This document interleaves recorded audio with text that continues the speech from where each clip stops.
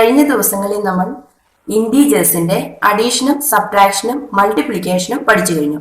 അതായത് പൂർണ്ണസംഖ്യകൾ കൂട്ടാനും കുറയ്ക്കാനും ഗുണിക്കാനും പഠിച്ചു.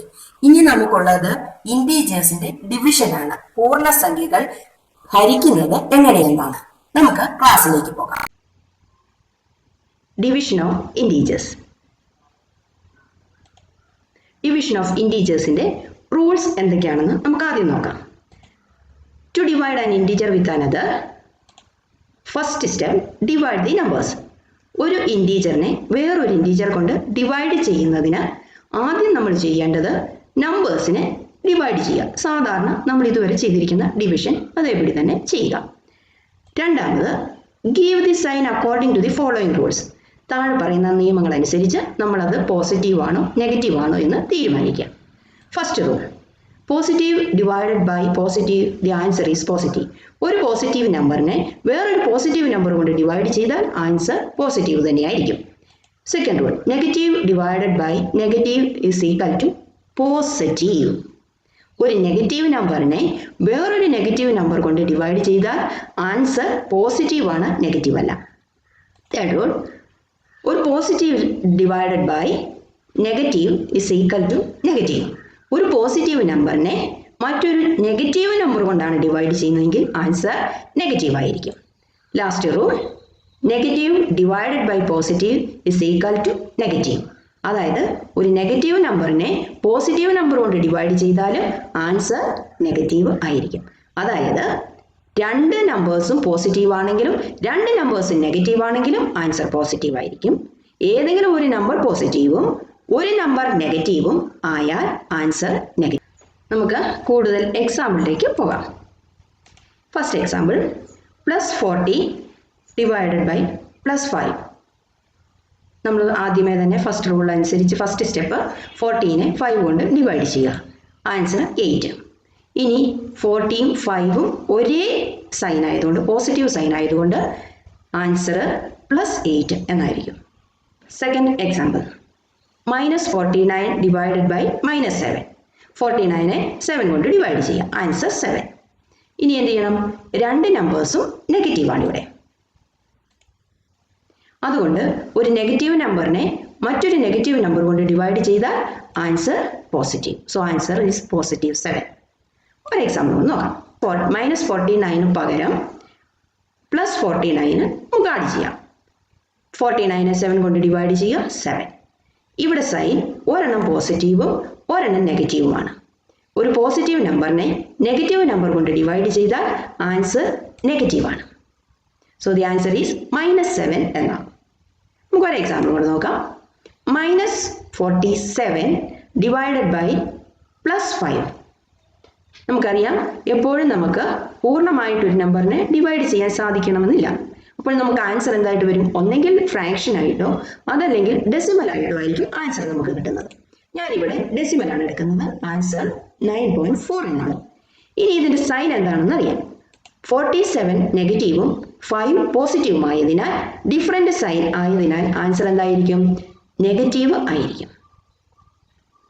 ഇതാണ് ഡിവിഷനുള്ള rules.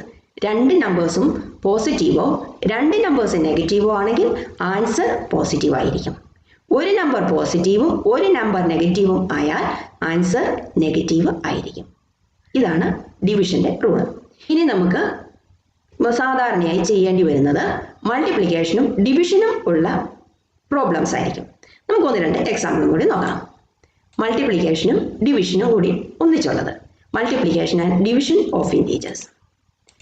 Example, find -42 into +36 divided by +9 into -14. ഇവിടെ നമുക്ക് മൾട്ടിപ്ലിക്കേഷൻ ആദ്യം ചെയ്തിട്ട് ഡിവിഷൻ ചെയ്യുകയോ ഡിവിഷൻ ചെയ്തതിന് ശേഷം മൾട്ടിപ്ലിക്കേഷൻ ചെയ്യുകയോ ചെയ്യാവുന്നതാണ്. ആൻസർ സെയിം ആയിരിക്കും. ഞാനിവിടെ ഉപയോഗിക്കുന്നത് ക്യാൻസലിംഗ് ആണ്. 42നെയും 14നെയും 7 കൊണ്ട് ഞാൻ ഡിവൈഡ് ചെയ്തു, 6 എന്നും 2 എന്നും കിട്ടി. 36നെയും 9നെയും ഡിവൈഡ് ചെയ്തു, 4 എന്ന ആൻസർ കിട്ടി. ഇനി ഈ 2ഉം 4ഉം കൂടെ ഞാൻ ഡിവൈഡ് ചെയ്തു, 2 എന്ന് കിട്ടി. ഫൈനൽ ആൻസർ 6 into 2 12 എന്ന് കിട്ടി. ഇനി നമുക്കിതിൻ്റെ സൈൻ എന്തായിരിക്കണമെന്ന് തീരുമാനിക്കാം. ഇവിടെ രണ്ട് നെഗറ്റീവ് നമ്പേഴ്സ് ഉണ്ട്. ഒരെണ്ണം അംശത്തിലും ഒരെണ്ണം ഛേദത്തിലുമാണ്. നമുക്കിവിടെ ഡിവിഷനാണ് വരുന്നത്. നെഗറ്റീവ് നമ്പറിനെ നെഗറ്റീവ് നമ്പർ കൊണ്ട് ഡിവൈഡ് ചെയ്താൽ ആൻസർ പോസിറ്റീവ് ആയിരിക്കും. അതുകൊണ്ട് അത് പോസിറ്റീവായി. ഇനി ബാക്കിയുള്ളത് പോസിറ്റീവ് നമ്പേഴ്സാണ്.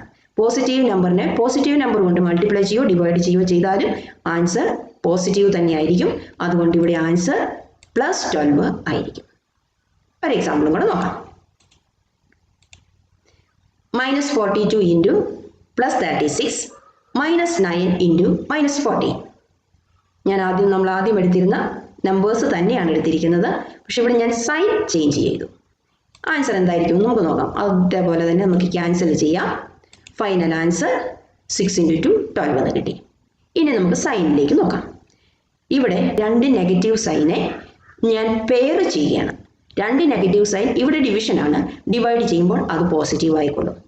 ഇനി പെയർ ചെയ്യാതെ ഇവിടെ നമുക്ക് ഒരു നെഗറ്റീവ് സൈനും കൂടി ഉണ്ട്.